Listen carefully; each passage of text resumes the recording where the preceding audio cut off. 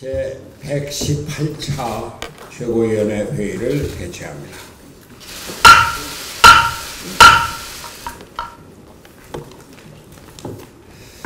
지난 10일 대법원이 우리 당의 김수민 의원과 박선수 의원에 대한 의혹 사건에 대해 무죄 판결을 확정했습니다. 사필 규정이고 진실이 규명된 것을 크게 환영합니다. 김수민 의원님 축하드립니다. 3년이라는 시간 동안 말 못할 고초를 겪은 두 의원에게 축하와 위로의 뜻을 전합니다. 우리는 이 사건을 통해서 정치 개혁을 가로막는 기득권 세력의 방자한 자세를 똑똑히 확인할 수 있었습니다. 우병우 수석이 지휘하던 검찰은 수사를 시작한 지 한 달도 지나지 않아 관련 당직자를 구속하는 등 편파 수사를 자행했습니다. 조국 당시 서울대 교수 등 민주당의 논객들은 제3당 죽이기에 앞장섰습니다. 거대 양당의 적대적 공생에 의해 새정치를 열망하며 제3당을 탄생시킨 국민의 열망이 그 시작부터 짓밟힌 것입니다. 문재인 정권 역시 그와 같은 악습의 고리를 끊을 의지를 보이지 않아 우려스럽습니다. 국회 청문회에서 위증으로 논란이 되고 있는 윤석열 검찰총장 후보는 지난 2017년 청와대가 고검장급이던 서울중앙지검장을 검사장급으로 낮추면서까지 중요한 인사입니다. 차기 총장 후보로 거론되던 지난 4월에 문재인 대통령의 복심인 양정철 민주연구원장과 회동을 가졌다는 보도도 있습니다. 이러한 정치적 색깔이 강한 사람을 청와대가 무리해서 임명 강행한다면 이는 리베이트 의혹 사건과 같은 정치 검찰의 기획 사건이 또다시 발생할 수 있음을 예상케 하는 것입니다. 바른미래당은 무죄가 밝혀진 이번 사건의 가장 큰 피해자로서 문재인 대통령에게 당부하고 싶습니다. 윤석열 후보자에 대한 지명을 철회하고 정치적 중립성을 갖춘 새로운 후보를 찾아주기를 촉구합니다. 일본 문제에 대해서 또 한 말씀 드리지 않을 수가 없습니다. 일본 정부가 강제징용 문제 해결을 위한 중재위원회 설치에 대한 답을 줄 것을 요구한 기한이 일주일 앞으로 다가온 가운데 문제가 새로운 국면으로 접어들고 있습니다. 문재인 대통령은 지난 10일 대기업 30개사 총수들을 청와대로 불러 간담회를 가진 자리에서 경제보복 문제의 외교적 해결을 강조했습니다. 그러나 구체적인 해법이나 예상되는 피해에 대한 지원 대책 등에 대해서는 이야기가 없어 또다시 보여주기식 이벤트를 한 것이 아니냐는 비판이 제기되고 있습니다. 정부는 기업에 부담을 주어서는 안 됩니다. 기업을 반인 전선에 총알바지로 앞장 세워서는 안 됩니다. 한일 간의 갈등은 정부가 외교적으로 풀어야 할 문제입니다. 문제의 본질에 대한 정부의 명확한 해법이 제시되어야 합니다. 물론 일본의 경제 보복은 잘못되었고 철회되어야 합니다. 이 문제를 안보 갈등으로 끌고 가려는 아베 총리와 일본 고위층의 태도는 질타받아야 마땅합니다. 그러나 한국 정부는 지명자 배상 판결로 얘기된 갈등을 그 원점에서부터 해결하려는 모습을 보여주어야 할 것입니다. 마침 이낙연 국무총리가 일본 특사에 대한 질문에 부정을 하지 않고 청와대도 특사 파견에 융통성 있는 태도를 보이고 있다고 합니다. 제가 말씀드렸듯이 일본에 대한 특사 파견은 이제 국민 감정이나 도덕적 우위를 고집할 문제가 아닙니다. 이낙연 총리가 동남아 순방 계획이 잡혀 있어서 어려움이 있겠지만 일본 통인 이 총리 자신이 일본의 특사로 가서 문제의 본질을 파악하고 그 해결에 나서는 것도 좋은 방법일 것입니다. 문재인 정부가 김현종 국가안보실 2차장과 김이상 외교부 양자 경제외교국장을 미국에 보낸 데 이어서 유명희 통상교섭본부장도 다음 주 방미하여 미 정부의 주요 인사들을 만날 예정이라고 합니다. 정부가 외교적 해결을 위해 다각적으로 노력하는 점은 평가할 만합니다. 그러나 가장 중요한 것은 당사자 간의 문제 해결입니다. 다시 말하지만 문제의 발단이 된 징용자 배상 판결에 대해 대한민국과 일본이 이해하고 합의할 수 있는 해결책을 강구하는 것이 첫째입니다. 진정성 있는 해결책 모색을 위해 일본 관련 전문가와 원로들의 지혜를 총동원해서 범국가적 비상대책기구를 조속히 구성해서 대응할 것을 거듭 촉구합니다. 정치권도 초당적으로 협력하여 지혜를 모아야 합니다. 지난 10일 제가 경제위기 극복을 위한 청와대와 5당 대표회담에 황교안 대표도 동참할 것을 당부한 바 있는데 어제 황교안 대표가 회동 제안을 거부했다고 합니다. 유감입니다. 지금은 정치적 유불리나 당리당략을 따질 때가 아닙니다. 글로벌 신용평가사인 스탠더드 앤 푸어스 S&P가 한국 대기업의 신용도가 부정적 사이클에 진입했다는 평가를 내놓았답니다. 올해 경제성장률 전망치를 2.4%에서 2.0%로 낮추기도 했습니다. 우리 경제가 2%대 이하의 성장률로 하강하고 장기적인 침체기에 들어갈 위기에 처해 있습니다. 정치가 경제를 이끌지 않으면 안 됩니다. 국회 전체가 한마음으로 앞장서서 국민 여론을 모아 위기를 극복해야 합니다. 일본의 경제 보복으로 인해 걱정과 불안에 휩싸여 있는 우리 국민을 생각해서라도 황교안 대표가 전향적인 자세로 나서기를 거듭 촉구합니다. 이상입니다. 지난주 교섭단체 대표 연설에 이어서 어제까지 정치, 경제, 사회 분야 대정부 질문이 차질 없이 마무리됐습니다. 오늘부터는 예산결산특별위원회가 전체 회의를 열고 본격적인 추가경정 예산안 심의에 들어가게 됩니다. 각 상임위별로 이루어지는 추경안 예비심사는 이번 주 들어 이미 시작된 상태입니다. 장기간에 걸친 파행으로 국민들에게 걱정을 끼쳐드렸던 국회가 이제 완전히 정상화됐습니다. 정상화 협상 과정에서 그리고 임시국회 일정이 진행되면서 우리 바른미래당이 모처럼 원내 3당으로서의 존재감을 드러내고 제 역할을 찾아간다는 과분한 평가가 나오고 있습니다. 어제는 일본의 수출 규제와 관련해서 우리 하태경 최고위원이 국민들의 마음을 시원하게 만드는 큰 거 한 방을 제대로 날렸습니다. 일본 정부의 주장과는 달리 그동안 북한에 전략 물자를 밀수출해 온 것을 우리나라가 아니라 일본이었다는 일본 측 자료를 찾아서 공개했으며 큰 박수를 받았습니다. 이렇게 원내 활동이 주목을 끌 수 있었던 이유 중에 큰 이유는 그동안 우리를 괴롭혀왔던 당내 갈등이 혁신위원회 출범을 계기로 잦아들었기 때문입니다. 우리가 혁신하고 자강하고 화합하면서 남들은 못하고 바른미래당만 할 수 있는 일들을 열심히 하다 보면 반드시 당의 활로가 열리고 총선 전망이 창출될 것이라는 확신이 있습니다. 어제 주대한 위원장께서 납득하기 어려운 이유들을 말씀하시면서 전격적으로 혁신위원장 사퇴 의사를 밝혔습니다.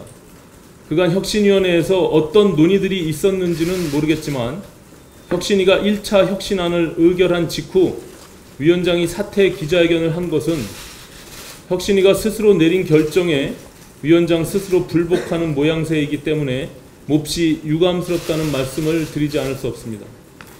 더구나 혁신위원회 구성을 보면 최고위원들이 추천한 위원들이 오히려 소수인데도 마치 최고위원들이 배후에서 혁신위원회를 좌지우지한 것처럼 사실과 다른 말씀을 하면서 겨우 수습 국면에 들어선 당내 갈등을 부추기는 것에 대해 안타까운 마음을 금할 수 없습니다. 본인이 사퇴 의사를 밝힌 이상 위원장의 사퇴는 돌이킬 수 없는 일이 되었지만 장기간에 걸친 논의 끝에 어렵게 출범한 혁신위원회가 위원장 사퇴를 이유로 좌초되는 일은 상상해서도 안 될 것입니다. 조속한 시일 내에 위원장 후임을 인선해서 혁신위원회가 정상적으로 활동을 이어갈 수 있도록 당 지도부가 책임을 다해 나갈 것을 당 대표님과 여러 최고위원들께 제안드립니다.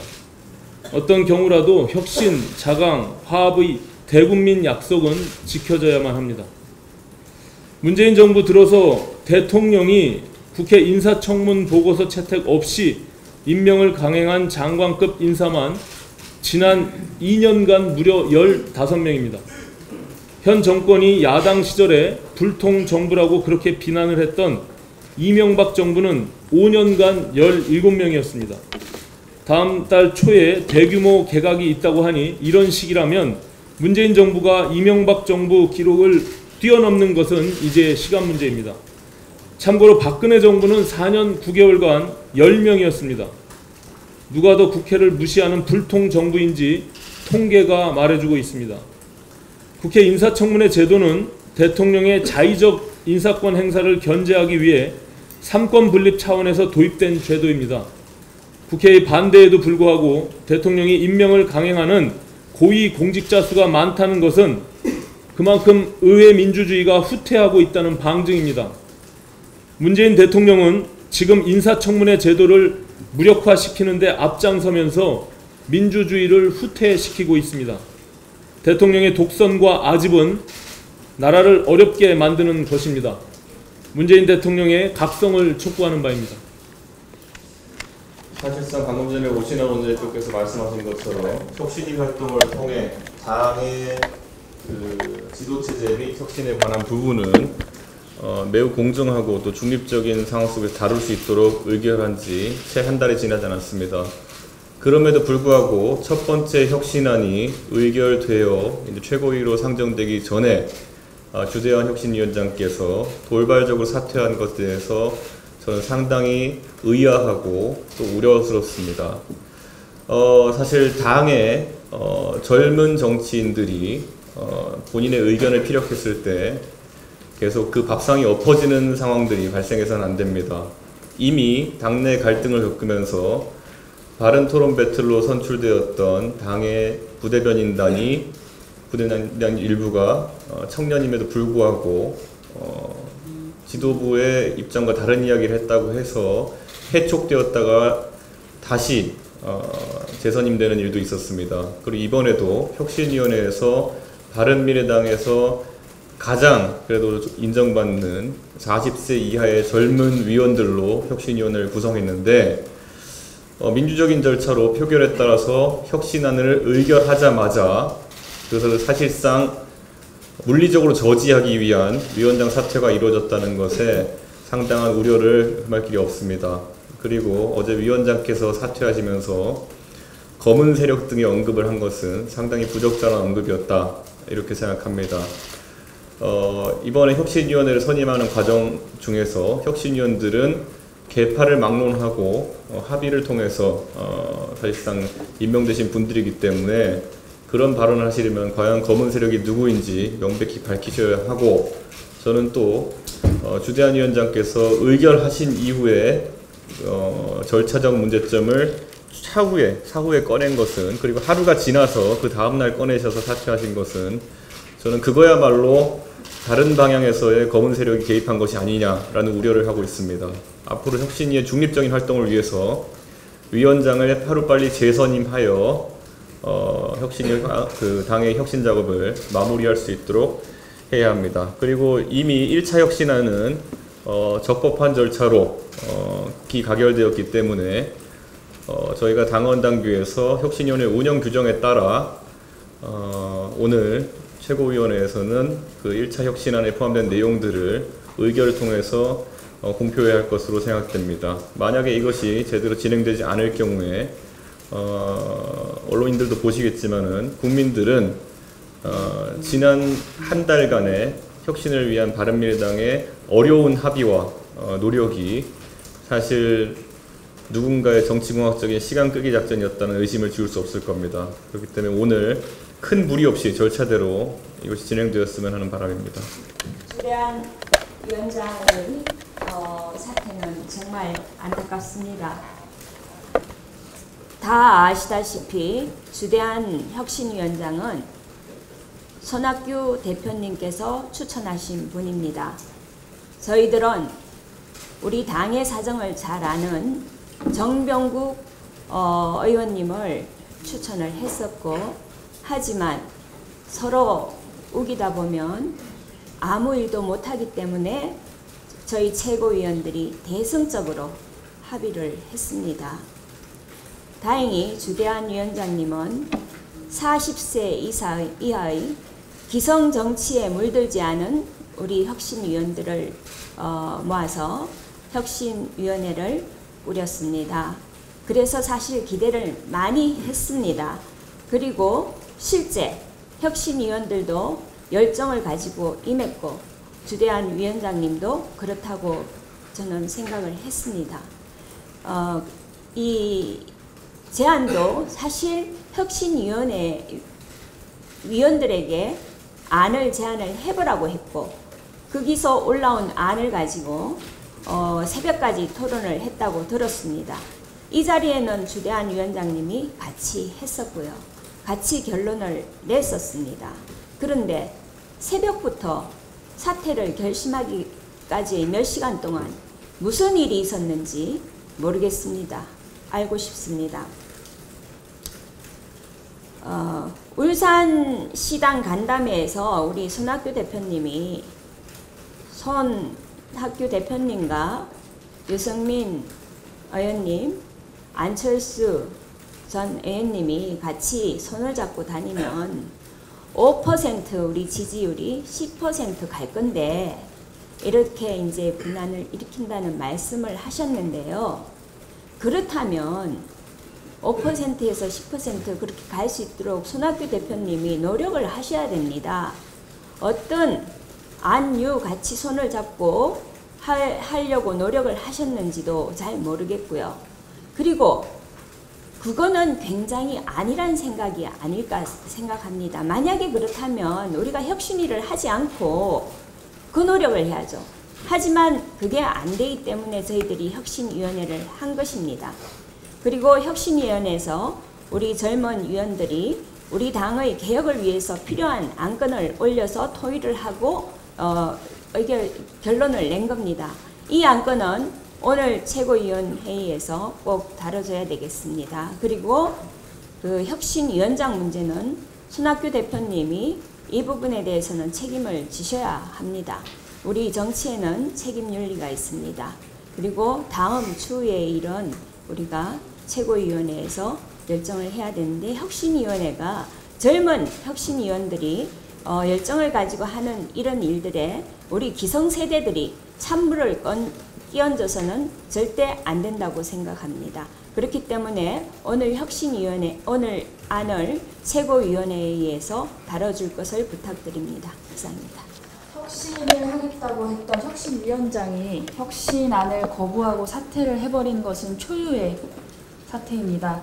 혁신에 맞서는 반혁신의 행태다라고 말씀을 드리고 싶습니다.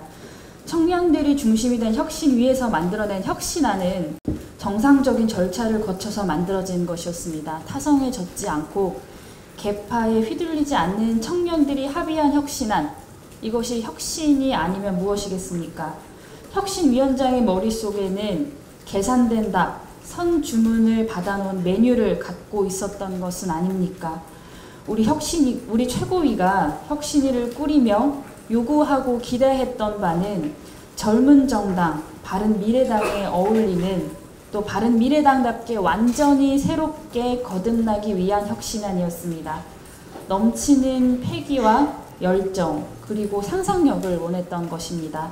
그래서 불가능한 것까지도 과감히 요구하는 창조적 파괴를 담은 혁신을 바랬습니다. 바른미래당이 찾아야 하는 새로운 길도 마찬가지입니다. 혁신안이 마음에 들지 않는다고 혁신을 거부하는 것은 구태입니다. 창조적 파괴 혁신 근처에도 도달하지 못했습니다. 이렇게 당이 또 위기를 맞아야 하는 것인지 걱정이 듭니다. 반혁신 세력의 정에 굴하지 않고 혁신의 길을 찾아야 할 것이라고 생각합니다. 혁신위가 예정된 일정을 다 안정적으로 맞춰서 우리 당의 새로운 미래와 더 나은 내일을 만들어가길 희망합니다. 저는 법 개정이 아닌 시행령 개정만으로도 재벌 개혁을 추진할 수 있는 과제를 지속적으로 제안하고 있습니다. 오늘은 상법 시행령에 대해서 말씀드리겠습니다. 지난달 조현민 전무가 한진칼 전무 및 정석기업 부사장으로 경영 복귀한 데 이어 이명희 전 이사장도 정석기업 고문으로 경영 복귀한 사실이 확인되었습니다. 당연한 귀결로 땅콩 회항의 조현아 전 부사장의 복귀 역시 시간 문제라는 관측이 나옵니다. 지배주주와 임원의 불법 행위는 회사의 이미지에 타격을 주는 것을 넘어 주가에 직접 영향을 주고 주주들이 그 피해를 고스란히 입습니다. 한진그룹은 이것을 여실히 보여주는 사례이고 그 외에 경영진의 불법, 탈법, 갑질이 회사에 피해를 준 사례는 무수히 많습니다. 따라서 주주들이 임원을 선임할 때 상장회사 임원의 정과는 공적 정보이자 투자 판단에 중요한 영향을 미치는 정보로서 주주들이 알고 결정하도록 판단 근거가 되는 정보를 공개할 필요가 있습니다. 저는 정부의 주주총회 소집 통지 시 임원 후보자의 정과를 함께 통지하도록 하는 상법 시행령 개정을 제안합니다. 현행 상법에서는 임원을 선임하는 주주총회 소집 통지 시 임원 후보자의 성명, 양력, 추천인 그리고 대통령령이 정하는 사항을 통지하도록 되어 있습니다. 이 대통령령이 정하는 사항이 현재는 최대 주주와의 관계, 회사와의 3년치 거래 내역 두 가지뿐인데 이것은 임원 후보자의 독립성 판단에 필요한 최소한의 정보에 불과합니다. 따라서 임원 후보자의 형사처벌 이력이나 분식회계 등 법 위반에 대한 제재 이력 그리고 주주대표 소송 피소 이력 등을 통지하도록 시행령을 개정해야 됩니다. 나아가 후보자가 그 회사와 계열사의 임직원으로 재직한 경력, 겸직사항, 상법을 비롯한 관계 법령에서 정한 자격 요건을 충분히 충족했는지 등의 판단 근거를 함께 공시해야 할 것입니다. 일각에서는 정과가 개인정보라서 공개되어서는 안 된다는 주장도 있지만 경영진의 정과 기록을 공시하는 해외 선진국 사례는 얼마든지 찾아볼 수 있습니다. 특히 미국은 아예 FBI에 임원 후보자의 지문을 제출해 신원 조회까지 합니다. 이번에 이미 법률이 시행령에 유임 근거를 두고 있어 시행령 개정만으로도 제도 개선이 가능하므로 내년 주주총회 시즌에는 제도 개선과 함께 시행이 되도록 정부가 적극 나서야 할 것입니다.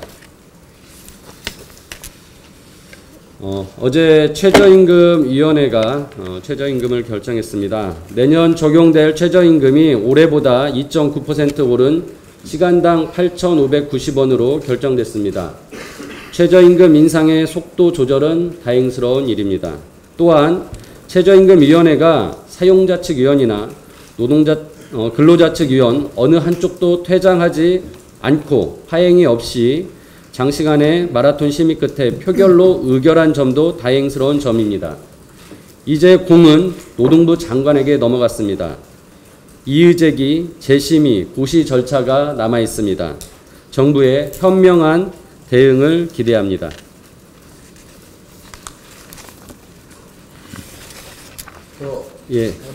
제가 하나 더 있습니다. 그제 국민의당 리베이트 사건에 대한 박선수, 김수민 의원 등 7명의 피고인 전원에 대한 무죄 판결이 확정되었습니다. 이른바 국민의당 리베이트 사건은 안철수 대표를 포함한 국민의당을 불법 비리 집단으로 매도하고 제3당을 죽이기 위해 벼랑 끝으로 몰아간 전무후무한 정치 음모 사건이라고 판단합니다. 이 사건에 대해서 책임 있는 선관위, 검찰, 언론에 다음과 같이 촉구합니다. 첫째, 선관위의 정치적 의도가 확연한 강압적 조사와 무리한 고발에 대해서 철저한 진상규명이 있어야 합니다. 둘째, 검찰의 책임 있는 조치가 있어야 합니다. 지금이라도 검찰은 무리한 수사와 기소에 관해서 진심으로 사과하고 수사권과 공소권을 남용한 것에 대해서 응분의 책임을 다해야 할 것입니다. 저는 법사위 위원으로서 추후 이 부분에 대해서 적극적으로 검찰의 책임을 묻도록 하겠습니다. 셋째, 당시의 언론사들의 보도에 대해서도 언론사들은 정정 보도 및 진솔한 반성 그리고 책임 있는 조치가 있어야 할 것입니다. 이번을 계기로 바른미래당은 국민께 신뢰받는 정치를 하는데 최선을 다하겠다고 말씀드립니다. 이상입니다. 그동안 최고위가 싸움을 안 하니까 카메라가 많이 안 오더니 오늘은 싸움이 될 것 같으니까 카메라가 많이 온 것 같습니다. 근데 오늘 뭐 별로 싸움이 될 것 같지 않습니다. 기자분들 너무 기대하지 마십시오.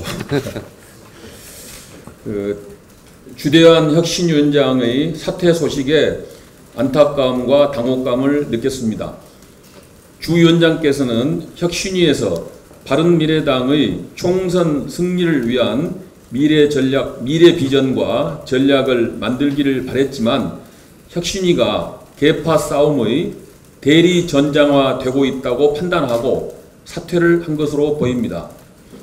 혁신위를 타다기에 앞서 우리 모두가 반성해야 한다고 생각합니다. 다 죽어가는 당의 당권을 놓고 이전 투구하는 모습에 바른미래당은 더 골병 들어가고 있습니다. 바른미래당의 기대를 거는 국민들과 당원들의 인내도 한계에 도달하고 있습니다. 이제 당권을 둘러싼 싸움 그만하고 당이 승리하려면 어떻게 해야 하는지를 놓고 같이 치열하게 고민해야 할 것입니다. 혁신위도 당권 싸움에 휘말려서는 안 됩니다. 혁신위가 당권 싸움에 휘말리지 않으려면 어떻게 해야 하는지 더 토론하고 지혜를 모았으면 좋겠습니다. 혁신위가 지도체제 개편을 1호 의제로 선정한 것은 혁신위가 당권을 잡기 위한 계파 싸움에 빠져 있다는 논란을 불러일으킬만 했습니다. 생각한데 혁신위가 가장 먼저 해야 할 일은 여론조사나 청문을 통해서 우리 당이 추락한 원인이 무엇인가를 객관적으로 찾는 일이었다고 봅니다. 당이 추락한 원인을 객관적으로 찾는 일을 하기도 전에 지도체제 개편을 1호 안건으로 상정하는 혁신위를 누가 객관적이고 공정하다고 하겠습니까? 혁신위는 당대표를 사퇴시키는 도구로 이용되어서도 안 되고 당대표직을 유지하는 도구로 이용돼서도 안 됩니다. 당을 혁신함에 있어 지도체제 개편은 매우 중요한 의제입니다. 그러나 지금 우리 당의 위기를 돌파함에 있어 지도체제 개편보다 더 중요한 의제가 당 정체성과 당 노선이라고 생각합니다. 많은 국민들과 당원들이 이에 동의하고 있습니다. 이런 의견에 대한 토론을 혁신위가 충분히 하였는지 궁금합니다. 당 정체성과 당 노선에 관한 문제는 언제 어떻게 다룰 것인지 혁신위에 묻고 싶습니다. 혁신위가 지도체제 개편에 집착하면 할수록 계파 싸움으로 비춰져서 지도체제 개편은 더 어려워질 것입니다. 혁신위가 총선 승리의 비전과 전략을 찾고 절대 다수가 거기에 동의하면 지도체제 개편은 자동적으로 이루어질 것입니다. 혁신위가 우리 당의 중요한 직책에 있거나 있었던 분들에 대해서 청문을 하겠다고 결정한 것은 잘한 결정이라고 봅니다. 바른미래당 창당 주역인 안철수, 유승민 전 대표, 창당 후 공동대표였던 박주선 전 대표, 현 손학규 대표께서 혁신위에 오셔서 당이 추락한 원인, 내년 총선 승리의 비전과 전략에 대하여 의견을 말씀하시면 좋겠습니다. 안철수 전 대표께서는 화상회의를 통해서 혁신위에 의견을 주시면 좋겠습니다. 저 같은 사람도 불러주시길 요청합니다. 주대한 위원장이 사퇴했다 하여 혁신위를 중단할 수는 없습니다.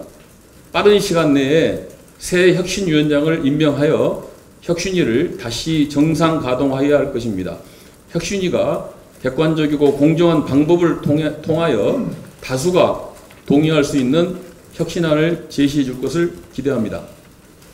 한 가지만 간단하게 말씀드리겠습니다.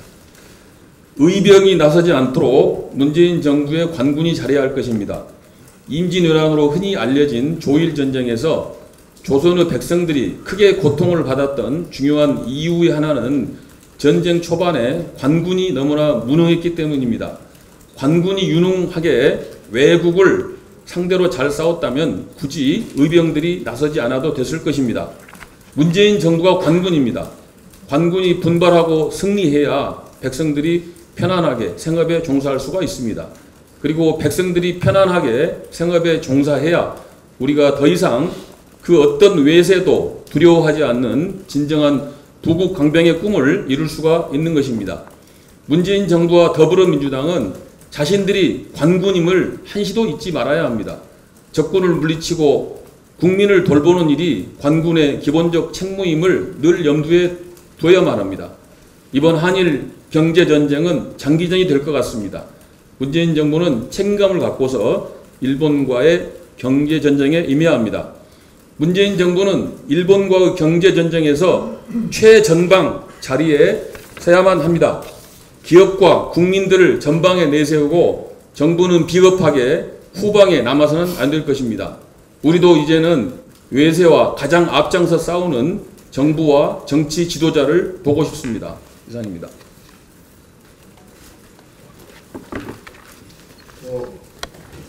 다른 공개가 없으시면 기공개로 넘어가겠습니다.